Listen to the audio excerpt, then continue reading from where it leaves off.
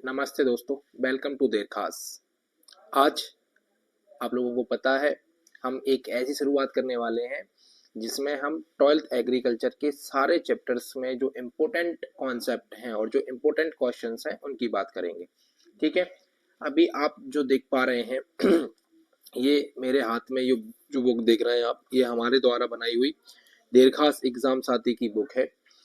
इसका ही जो most question इसके अंदर दिए हुए हैं, उनके जो मोस्ट इम्पोर्टेंट कॉन्सेप्ट्स हैं उनकी हम अभी बात करेंगे इस वीडियो के अंदर। ठीक है ना। तो सबसे पहले हम इसका पहला चैप्टर यानी कि फिजिक्स का फर्स्ट चैप्टर पीसीएमबी में जो है वो लाइट है। तो लाइट में जो मोस्ट कॉन्सेप्ट है, आप तो ये कॉन्सेप्ट मत समझिए, आप ये क्वेश्चन आंसर समझिए। अगर आज की वीडियो आपने अच्छी तरीके से देख लिया तो मैं गारंटी दे रहा हूँ कि आज की वीडियो में जो मैं कॉन्सेप्ट लेके आया हूँ उनसे 2026 के पेपर में क्वेश्चन बाहर नहीं जाएगा, चाहे वो ऑब्जेक्टिव आ जाए या फिर बड़ा क्वेश्चन आ जाए या स्मॉल क्वेश्चन आ जाए, जो भी आ जाए कोई फर्क नहीं पड़ता है। आपकी कोई भी चीज इससे बाहर नहीं जाने वाली है। आप बस क्या करेंगे, आप इस वीडियो में अंत तक बने रहेंगे। और अगर आपने अभी तक हमारे चैनल को सब्सक्राइब नहीं किया है तो आप सबसे पहले तो चैनल को सब्सक्राइब कर लीजिए, ये सबसे जरूरी है। ठीक है ना। और वीडियो को लाइक कर दिया करो, इससे क्या होता है, एल्गोरिदम फास्ट होता है और नए नए स्टूडेंट्स तक हम पहुंच पाते हैं। ठीक है ना। एग्रीकल्चर में पीएटी हो, एग्रीकल्चर में आईसीआर हो, एग्रीकल्चर में 12th क्लास हो, 11th क्लास हो, सबके लिए हम कुछ ना कुछ करने वाले हैं। इसलिए आप लोग हमारे साथ जुड़े रहिएगा। ठीक है ना। तो आज की वीडियो में हमारा जो चैप्टर है वो है लाइट, है ना। तो सबसे पहले जो लाइट से क्वेश्चन सबसे ज्यादा बनने की संभावना होती है वो होती है लेंस से। किससे होती है? लेंस। आप लोगों को पता है लेंस दो टाइप के होते हैं, कॉन्वेक्स लेंस और कॉनकेव लेंस। लेंस आप लोगों को पहले से ही पता है, जो कांच होते हैं, है ना, जो मिरर होते हैं, उन मिरर से ही क्या बनाया जाता है? लेंस बनाया जाता है। अब सबसे इंपॉर्टेंट जो है वो हमारे दोनों टाइप है लेंस के, वो है कॉन्वेक्स लेंस और कॉनकेव लेंस। ज्यादा डिटेल में हमको नहीं पढ़ना होता है, इसलिए डिटेल में हमने कुछ किया भी नहीं है।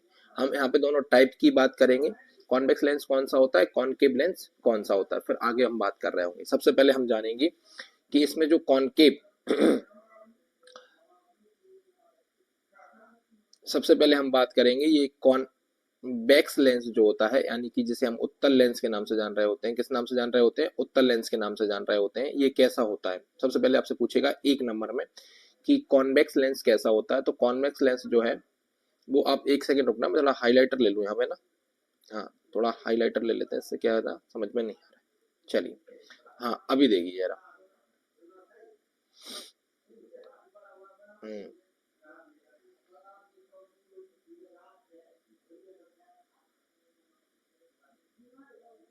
चलिए, अगर आप देखोगे तो ये thick in the middle, middle में कैसे होते हैं? थिक होते हैं। मिडिल में कैसे होते हैं? थिक होते हैं। And thin at the Andes, है ना। और जो एंड्स होते हैं वहां पे कैसे होते हैं? थिन होते हैं। मतलब बीच में जो होते हैं ना, ये बीच में कैसे होते हैं? बीच में मोटे होते हैं। इसके अलावा किनारों पर कैसे होते हैं? पतले होते हैं। तो आपकी इसकी पहचान जो है वो ऐसे रखनी है कि भैया बीच में मोटा होगा, किनारों पर पतला होगा, वो कॉन्वेक्स लेंस यानी कि उत्तल लेंस होता है। हिंदी मीडियम के हैं आप, इंग्लिश मीडियम के हैं, दोनों ही मीडियम के लिए हमने यहाँ पे तैयार किया है कंटेंट। ठीक है ना।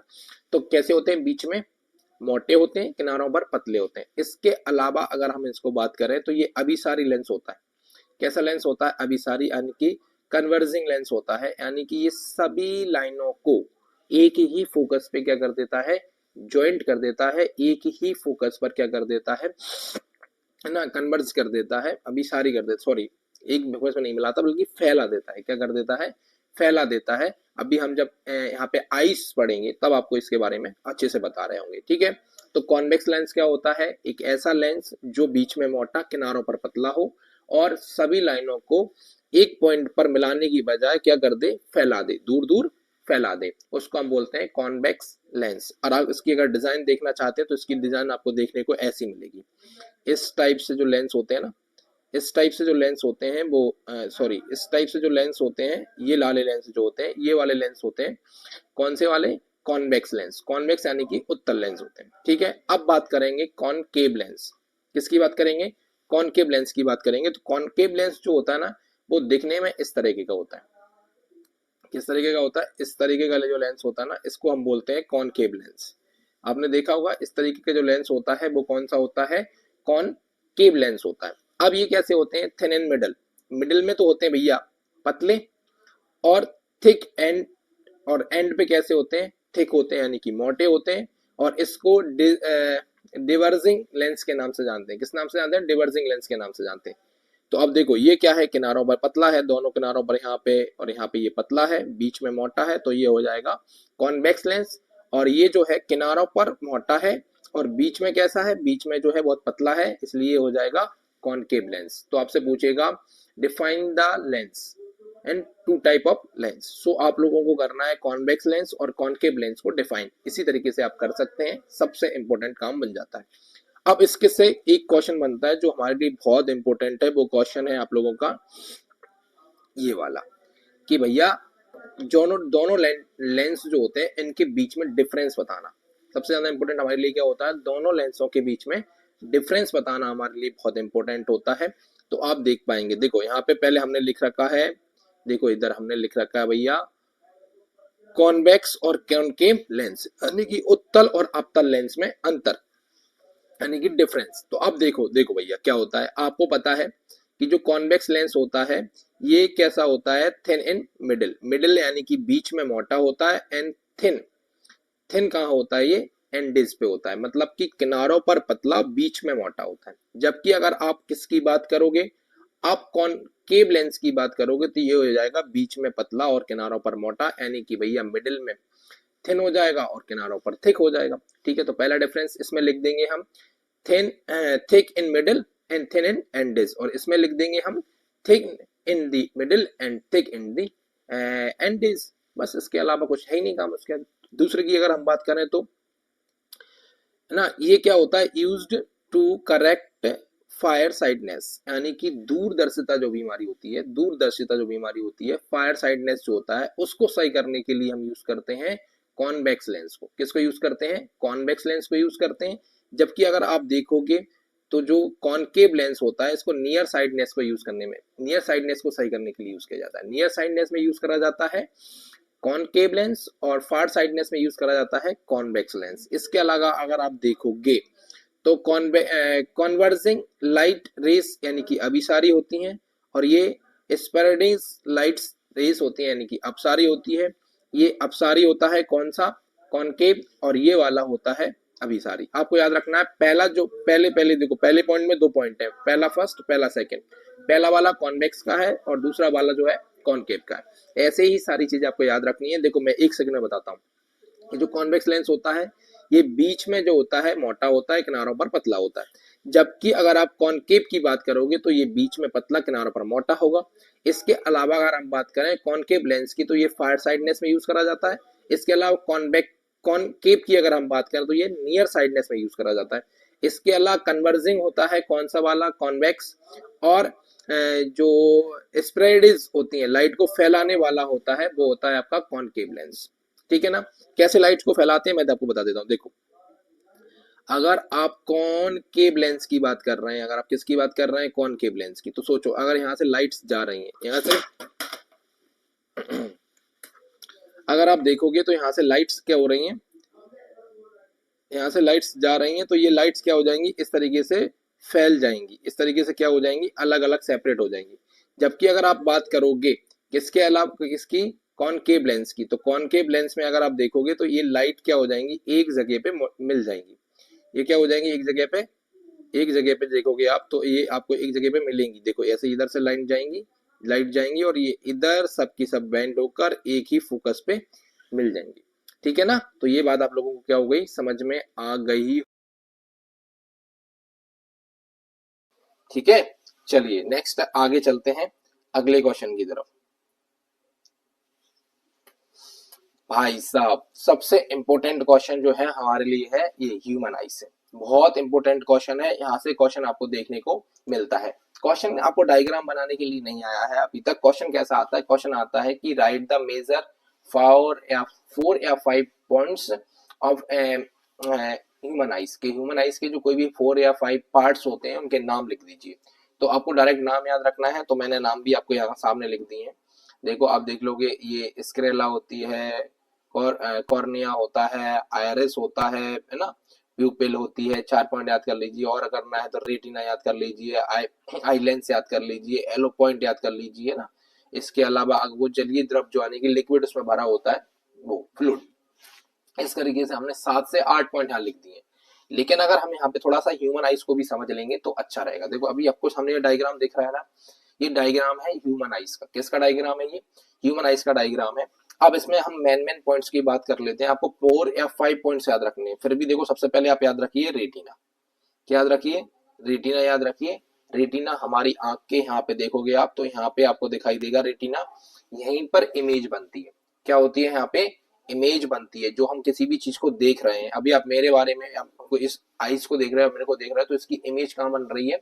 रेटिना के ऊपर बन रही है। अगर हम बात करें अगली, तो ये होता है आयरिस। ये क्या होता है भैया? ये आयरिस होता है। यहाँ पे देखोगे आप, यहाँ पे ये भी एक तरीके से दोनों नेत्र जो होते हैं, हमारी दोनों आंखें जो होती हैं, दोनों आंखों के पास में ऐसे फंसा हुआ होता है। ठीक है ना। ये क्या काम कर रहा होता है? ये सबसे इंपॉर्टेंट काम कर रहा होता है। आपने कभी महसूस किया है कि आप जब अंधेरे कमरे से उजाले में जाते हैं, एकदम से उजाले में चले जाते हैं, तो आपकी आंखें एकदम से बंद हो जाती हैं, आपको कुछ दिखाई नहीं देता। कुछ समय फिर एडजस्ट होती हैं आंखें, फिर आपको धीरे धीरे दिखाई देता है। या फिर आप बहुत देर तक धूप में बैठे हैं, तेज धूप में, और अचानक से आप किसी अंधेरी जगह पे आ जाते हैं तो आपको, या कम रोशनी वाली जगह पे जाते हैं तो आपको कुछ भी दिखाई नहीं देता है। क्योंकि भैया आयरिस जो होता है वो हमारी आंख को एडजस्ट करता है अकॉर्डिंग टू लाइट। सामने कैसी लाइट है, ज्यादा लाइट है तो आंख को छोटा कर देगा, कम लाइट है तो आंख को बड़ा कर देगा, जिससे आंख आसानी से देख पाती है। ये आयरिस का काम होता है। इसके अलावा आप देखोगे कॉर्निया। ये कॉर्निया, ये सबसे ऊपर का ये जो लेयर दिख रहा है ना आपको, ये कॉर्निया होता है। ये क्या होता है? कॉर्निया। जब हम किसी को आइस डोनेट कर रहे होते हैं तो कॉर्निया को ही डोनेट करते हैं। किसको डोनेट करते हैं? कॉर्निया को ही डोनेट किया जाता है। तो ऐसा सिंगल क्वेश्चन भी बन सकता है कि आइस डोनेशन के समय कौन सा पार्ट जो है डोनेट किया जाता है, तो कॉर्निया पार्ट जो है वो डोनेट किया जाता है। इसके अलावा आप यहाँ पे देखोगे अगला पॉइंट है प्यूपिल। क्या है? प्यूपिल। तो प्यूपिल क्या होती है? ये तो पुतली आपको दिखाई दे रही है, जो काला काला गोला दिखाई देता है, ये प्यूपिल होता है। इसके अलावा लेंस देखोगे तो ये प्यूपिल के जस्ट पीछे होता है लेंस, जिसकी वजह से हम यहाँ पे देख पाते हैं। और आप देखो यहाँ पे डिजाइन देखोगे ना, तो आपसे पूछेगा कि कौन सा लेंस हमारे आईज के अंदर होता है। तो आप देखो ये कौन सा लेंस है? ये कौन सा लेंस है भैया? ये कॉनकेव है कि कॉन्वेक्स है? आप मेरे को कमेंट करके जल्दी से बताएंगे। ठीक है। तो ये मेजर पार्ट्स होते हैं। इसके अलावा आप जितनी देखो ना, मसल्स देख सकते हो, रेटिना, ब्लड फ्लो देख सकते हो, जितना आप देखना चाहें। बाकी आप जितने भी यहाँ पे ये पॉइंट जो है ना वो याद कर सकते हैं। ये ह्यूमन आइज के आपके 4 से 5 पार्ट्स के नाम आपको याद रखना है। ठीक है। इसके बाद आगे चलते हैं भैया। चलिए अब हम देखेंगे भैया कि हमारी जो आइस थी और आइस में कौन कौन सी दिक्कत आ जाती है। तो आइस में 4 तरह की बीमारी होती है, लेकिन हमसे हमेशा 2 ही बीमारियां पूछता है। हमसे कौन सी बीमारी पूछता है? 2 ही। एक पूछता है नियर साइडनेस यानी कि निकट दृष्टि दोष, निकट दृष्टिता, और दूरदर्शिता। देखो भैया हमेशा याद रखना कि ये जो बीमारियां हैं ये कभी भी आप इनके नाम से डिनोट ना करें। निकट वाले में क्या होता है भैया? निकट वाले में दूर का नहीं दिखाई देता, और दूर वाले में क्या होता है? पास का दिखाई नहीं देता। तो ये अपने नाम के उल्टे होते हैं। उसका कारण क्या है? उसका कारण है हमारी रेटिना पे इमेज का बनना। तो निकटवर्ती में क्या हो जाता है, यानी कि नियर फाइडनेस में क्या हो जाता है कि जो इमेज होती है वो रेटिना से पहले बन जाती है। ठीक है। इसलिए इसका नाम हो गया नियर साइडनेस। ठीक है। जबकि फार साइडनेस में क्या होता है कि जो इमेज होती है वो रेटिना के उस तरफ जाके बनती है, इसलिए इसका नाम हो गया फार साइडनेस, यानी कि रेटिना से दूर बन रही है। ठीक है ना। तो ये जो बीमारियां होती हैं, इनमें कौन सी बीमारी में किस कौन सी उसका यूज करा जाता है, ये सारी चीजें हम इसके अंदर देखने वाले हैं। सबसे पहले देखो, इसको इंग्लिश में पढ़ लो या हिंदी में पढ़ लो कि a person is unable to see distance object, distance object easily but near objects are visible clearly, है ना। देखो भैया क्या होता है भैया कि जो पर्सन होता है वो अनेबल होता है ऑब्जेक्ट्स को क्लियर देखने के लिए, बट जो नियर ऑब्जेक्ट्स होते हैं आर विजिबल क्लियरली। उसको जो नियर होते हैं, पास के जो ऑब्जेक्ट होते हैं वो आराम से दिखाई दे रहे होते हैं, लेकिन दूर के दिखाई नहीं दे रहे होते। अब देखोगे भाई दृष्टिदोष, जिसमें व्यक्ति दूर की वस्तुओं को स्पष्ट रूप से नहीं देख पाता लेकिन निकट की वस्तुओं को स्पष्ट देख पाता है, उसको हम नियर साइटनेस यानी कि निकट दृष्टता या निकट दृष्टिदोष के नाम से जानते हैं। इसका कारण क्या भैया? तो इसका कारण है नेत्र लेंस और रेटिना के बीच की दूरी का बढ़ना। ठीक है ना, जो लेंस होता है और जो रेटिना की दोस्ती होती है उनके बीच में गैप हो जाता है, उससे पहले ही इमेज बनने लगता है। ये इसका क्या है, कारण है। और इसका ट्रीटमेंट क्या है, तो इसका ट्रीटमेंट है कॉनकेव लेंस। कौन सा लेंस भैया, ये याद रखना, ये इंपॉर्टेंट है। कॉनकेव लेंस के द्वारा यानी कि अवतल लेंस के द्वारा हम इसका उपचार कर सकते हैं। आपको पता है ये क्या करता है, लाइट को फैला देता है। अब इमेज यहाँ पास में बन रही थी, जैसे ही हमने हमने लगाया अवतल लेंस यानी कि कॉनकेव लेंस, तो ये लाइट को फैला देगा और ये रेटिना तक इमेज पहुंच जाएगी और आपको दिखने लगेगा। ठीक है ना। इसके अलावा अगर देखोगे तो ये क्या हो जाती है, decrease in the focal length of the ice lens. तो आइस की जो फोकल लेंथ होती है वो भी क्या हो जाती है, इसमें कम हो जाती है। ठीक है ना। और इसके इलाज के लिए हम क्या करने लगते हैं, अवतल लेंस का यूज कर रहे होते हैं। ठीक है ना। ये होता है आपका नियर साइडनेस। कौन सा होता है, रियर साइडनेस। ये आपको अति इंपॉर्टेंट है, इसको याद रखना है। अब आ जाइए फार साइडनेस की वजह से। आपको पता है इसमें पास में बन रही थी तो इसमें कहां बन रही होगी, दूर बन रही होगी। तो वही है, a person is unable to see nearby objects clearly but distant objects are visible clearly। मतलब दूर की वस्तुएं स्पष्ट दिखाई दे रही हैं लेकिन पास की वस्तुएं स्पष्ट दिखाई नहीं दे रही हैं। वह दृष्टिदोष जिसमें व्यक्ति निकट की वस्तुओं को स्पष्ट रूप से नहीं देख पाता लेकिन दूर की वस्तुओं को स्पष्ट देख पाता है, इन्हें ही हम क्या कहते हैं, फार साइडनेस यानी कि दूरदर्शिता कहते हैं। अब इसका मेन कारण क्या भैया और इसका ट्रीटमेंट क्या है, तो इसका मेन कारण है, इसका क्या मेन कारण है, नेत्र लेंस और रेटिना के बीच की दूरी का घटना। मतलब भैया दूरी से पहले ही बन जा रहा है ना, दूरी घट गई है उन दोनों के बीच की, इसलिए। अब आप इसमें देखोगे इसमें क्या यूज कर रहे हैं, इसमें कॉन्वेक्स लेंस को यूज कर रहे हैं।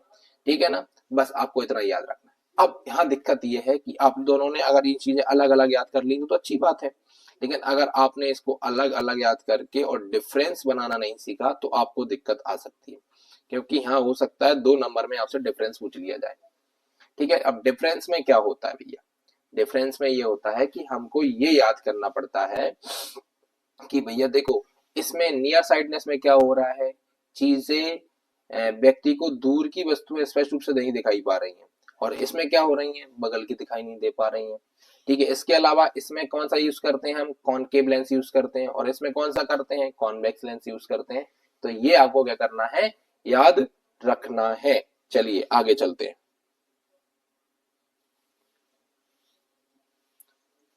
चलिए भाई साहब, importance use of compound microscope. ठीक है ना, Any2 यानी कि संयुक्त सूक्ष्मदर्शी के महत्वपूर्ण उपयोगों को लिखिए। अति इंपोर्टेंट क्वेश्चन यहाँ से बन सकता है, तो आप लोग क्या करेंगे, इसको भैया यहाँ पे वेरी इंपोर्टेंट लगा लेना।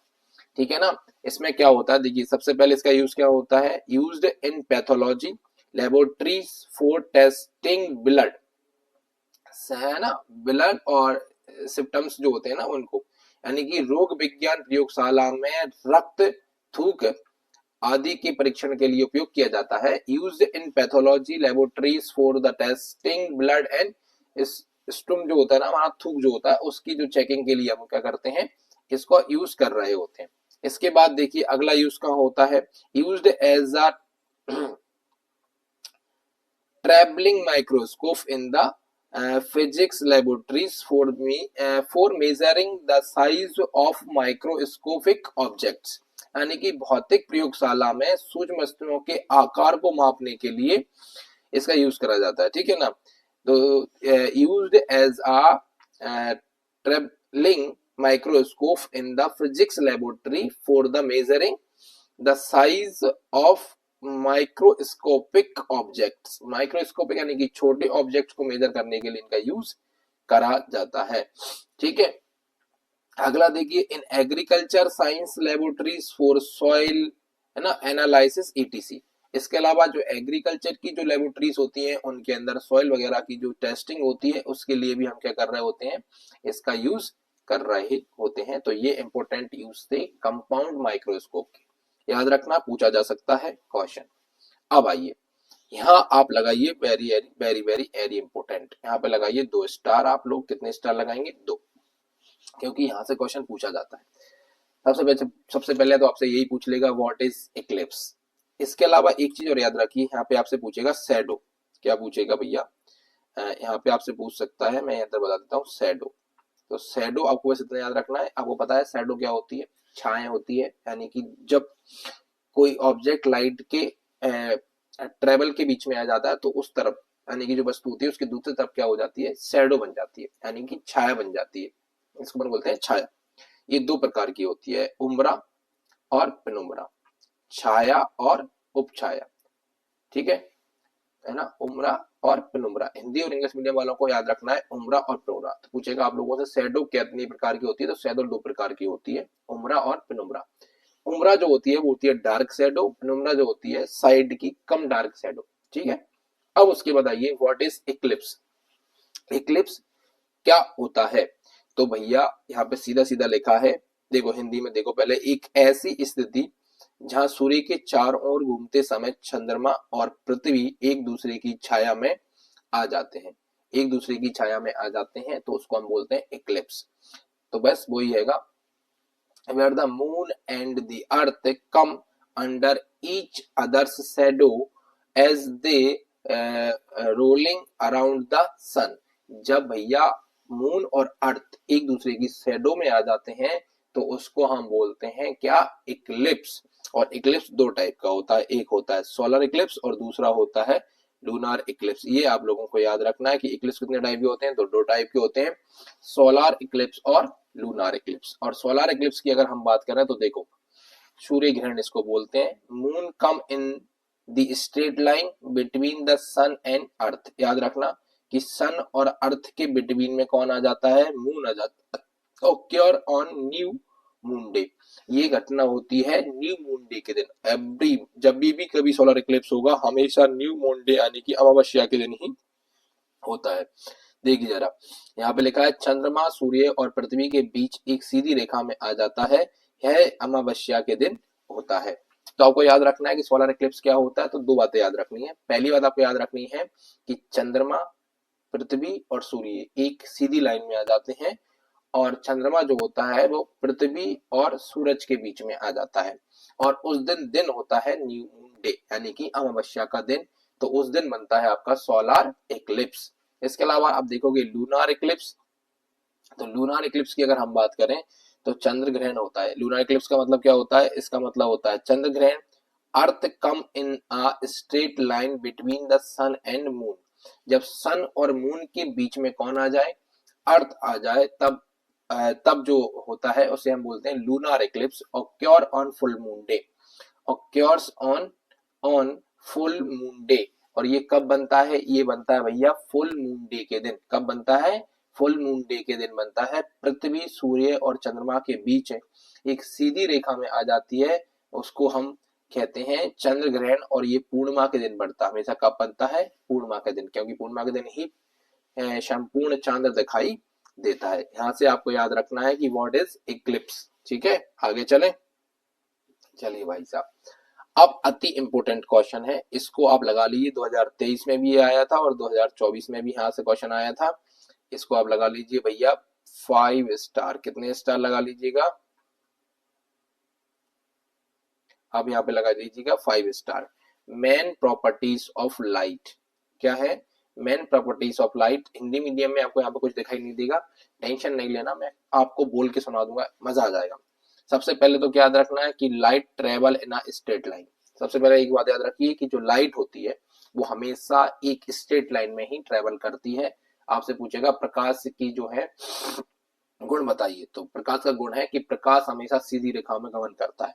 क्या करता है, प्रकाश हमेशा सीधी रेखा में गमन करता है। इसके अलावा light also travel in a vacuum, light also travel in a vacuum, light हमेशा वैक्यूम में भी ट्रेवल कर सकती है। A medium is required for the travel of light is not need, और नाइट को चलने के लिए किसी भी प्रकार के मीडियम की रिक्वायरमेंट नहीं होती। और अगर आपसे पूछ ले कि लाइट की जो है वैक्यूम में स्पीड कितनी होती है, तो वो होती है 3 × 10⁸ मीटर 8 मीटर पर सेकेंड ना, 1 मीटर पर सेकेंड। 3 × 10⁸ मीटर पर सेकेंड क्या होती है, वैक्यूम के अंदर लाइट की स्पीड होती है। इसको भी आप याद रख सकते हैं। Light travel also in a vacuum, vacuum में चल सकती है। और इसको वैक्यूम मतलब कौन होता है, निर्वात। तो बोलेंगे कि प्रकाश में भी गमन कर सकता है, उसे चलने के लिए किसी भी प्रकार के माध्यम की आवश्यकता नहीं होती है। इसके बाद आ जाइए, the path along which light travel from one point to another point in a homogeneous medium is called a ray of light। जब लाइट एक बिंदु से दूसरे बिंदु तक जाती है और एक जैसा क्या होता है वहां पे माध्यम होता है, तो उसको हम बोलते हैं होमोजेनियस मीडियम में जब एक जैसे माध्यम में जाती है तो हम उसे बोलते हैं रे, यानी कि प्रकाश की किरण।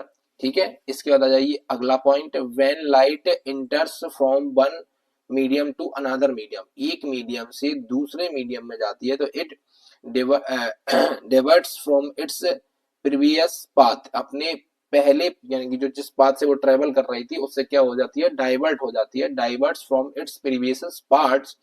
This property is called refraction of light. और प्रकाश की इस प्रॉपर्टी को हम क्या कहते हैं, रिफ्रैक्शन कहते हैं। क्या कहते हैं, रिफ्रैक्शन कहते हैं। 4 पॉइंट इनफ है, लेकिन आप एक याद भी रख सकते हो कि light also so reflection of light है ना, लाइट जो है रिफ्लेक्शन को भी शो करती है, परिवर्तन को भी दिखाती है। तो पहला क्या है, पहला है प्रकाश हमेशा सीधी रेखा में गमन करता है, यानी कि लाइट हमेशा ऑलवेज स्ट्रेट लाइन में ही ट्रेवल करती है। दूसरा है light also travel in a vacuum, light vacuum में भी चल सकती है, उसे चलने के लिए किसी भी प्रकार के मीडियम की आवश्यकता नहीं है। अगला थर्ड पॉइंट बन सकता है, उसको आप ले सकते हैं, अगला पॉइंट ये वाला जो है इसको थर्ड ले सकते हैं आप, कि लाइट जो होती है ना, लाइट की स्पीड वैक्यूम में होती है 3 × 10⁸ मीटर पर सेकेंड। इसके अलावा the path along with the light travel from one point to another in a homogeneous medium is called a ray of light. इसके अलावा आपको देखना है कि when light enters from one medium to another medium and diverts from its previous path, this properties is called refraction of light। जब प्रकाश की किरण एक माध्यम से दूसरे माध्यम में जाती है और अपने पुराने रास्ते से क्या हो जाती है, विचलित हो जाती है, तो इसको अपवर्तन कहते हैं। लाइट का क्या कहते हैं, अपवर्तन कहते हैं। ये क्वेश्चन आप लोगों को समझ में आ गया तो एस अभी आप कमेंट के अंदर हमको बताएंगे, फिर हम आगे बढ़ते हैं। ठीक है, जल्दी से कमेंट करिए यस और आगे बढ़ते हैं हम। देखो यहाँ हमने दो प्रॉपर्टीज इसकी ली हैं। पहली ली है हमने डिस्पर्शन ऑफ लाइट, क्या लिया है, डिस्पर्शन ऑफ लाइट, और अगला लिया है रिफ्रैक्शन ऑफ लाइट। इसको समझना बहुत जरूरी है क्योंकि 1 या 2 नंबर में यहाँ से क्वेश्चन हमको देखने को आ सकता है। हिंदी में डिस्पर्शन ऑफ लाइट को बोला जाता है विक्षेपण, प्रकाश का विक्षेपण। तो यहाँ पर लिखोगे when a ray of light is passed through a prism, its gates split into its constituent colors, यानी कि VI और वगैरह, यानी कि जो ये कलर के 7 नाम्स होते हैं उनकी बात कर रहे हैं। इनका कहने का मतलब ये है कि जब हम एक प्रिज्म से क्या करते हैं, प्रिज्म से हम जब एक लाइट को निकालते हैं, प्रिज्म से एक लाइट को निकालते हैं तो वो 7 कलर में क्या हो जाती है, बढ़ जाती है, 7 कलर में बढ़ जाती है। और इसी को हम बोलते हैं क्या, क्या बोलते हैं, डिस्पर्शन ऑफ लाइट बोलते हैं। कि जब प्रकाश की एक किरण को प्रिज्म से गुजारा जाता है तो वह अपने घटक यानी कि जो मेन कलर, उसके अंदर जो कलर समाये हुए रंगों में विभाजित हो जाती है, इसी को बोला जाता है प्रकाश का विक्षेपण या डिस्पर्शन ऑफ लाइट। ठीक है, इसके अलावा आप यहाँ पे देखोगे, यहाँ पे आपको दिखाई देगा रिफ्रैक्शन ऑफ लाइट। तो when a ray of light pass from one medium to another medium is divert from its path, जब लाइट एक माध्यम से दूसरे माध्यम में जाती है तो वो डाइवर्ट हो जाती है, क्या हो जाती है, डाइवर्ट हो जाती है। तो इसको बोला जाता है रिफ्रैक्शन यानी कि अपवर्तन, प्रकाश का अपवर्तन। देखो समझो मेरी बात को, आप लोगों ने कई बार ये देखा होगा कि ऐसे ग्लास में अगर पानी भरा रहता है तो उस पानी